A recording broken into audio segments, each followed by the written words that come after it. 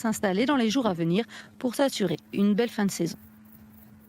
Au chapitre sport à présent, ce mardi s'ouvrent les Jeux paralympiques de Tokyo. Nous ferons suivre évidemment toutes les compétitions sur les chaînes de France Télévisions avec une attention toute particulière pour nos athlètes régionaux. En natation, Nathan Maillet, Lucas Créange pour le tennis de table et puis Julie Chupin, la Deux-Sévrienne, championne de tir à l'arc, s'est envolée hier pour le Japon et elle a 2 objectifs. Une médaille bien sûr et prouver à tous que le handicap peut être une force. Anastasia Nicolas et Stéphane Bourin l'ont rencontré avant son départ.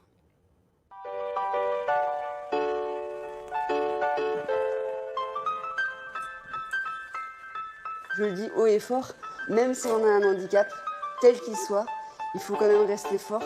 La vie n'est pas terminée.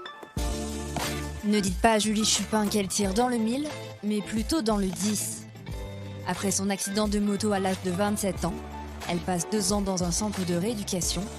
Le tir à l'arc lui a permis de se relever, malgré les séquelles. Ça pense bête. En fait, dans mon accident de moto que j'ai eu en 2011, en fait, j'ai été amputée de ma jambe gauche et j'ai eu aussi un traumatisme crânien. Donc le traumatisme crânien, en fait, c'est une partie de mon cerveau, en fait, je vais pas dire qu'il est plus connecté, mais en fait, j'ai des pertes de mémoire. Donc en fait, je m'entraîne tous les jours au tir à l'arc, mais en fait, pour régler mon décocheur et mon viseur, pour le régler par rapport au vent, eh ben, j'ai besoin que ça soit écrit. Parce que sinon, je ne me rappelle jamais. Même si je le fais tous les jours, je ne me rappelle pas. Aujourd'hui, la météo fait des siennes. Atteindre la cible demande quelques ajustements, même pour cette championne de France. Quelle que soit la météo, on doit se préparer parce qu'en fait, on ne sait pas quelles vont être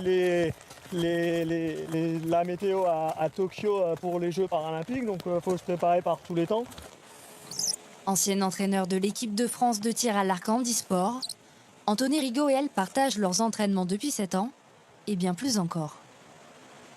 On est mari et femme, donc c'est pas tout le monde nous dit comment ça se passe, la relation entre entraîneur-entraîné et mari-femme.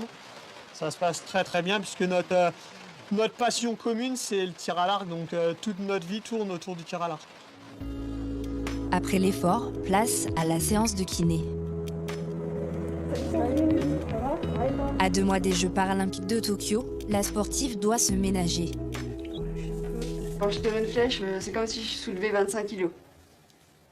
Donc dans un entraînement, en général, je fais 150 flèches, 180. Donc en fait, c'est pour ça que mes épaules, il faut que Sandrine me masse régulièrement. Parce que comme ça, je suis plus détendue en fait. Et j'ai pas de douleur. Des massages indispensables pour soulager le haut de son corps et aussi sa jambe. On va travailler sur les compensations du fait qu'elle a une prothèse. Cette jambe, elle travaille plus, elle travaille aussi différemment. Donc après, ça va surtout être ça qu'on va être vigilant et travailler. Désormais, le tir à l'arc rythme le quotidien de la Deux-Sévrienne. Et de son malheur, la jeune femme tire une leçon de vie. J'ai pu rebondir. Et tout ça, c'est grâce à Anthony, en fait. Toute ma vie, elle a changé. Côté travail, côté amical, côté familial. Toute ma vie a changé. Et franchement, je devrais pas dire ça, mais mon accident m'a permis d'être heureuse. Après son amputation, Julie a pris une revanche sur la vie. Elle n'a maintenant qu'une chose en ligne de mire, briller aux Jeux paralympiques. L'objectif de Tokyo, là, vu qu'il y a eu 1 an de plus, du coup, avec le confinement, donc mentalement, je suis prête, autant mentalement que physiquement.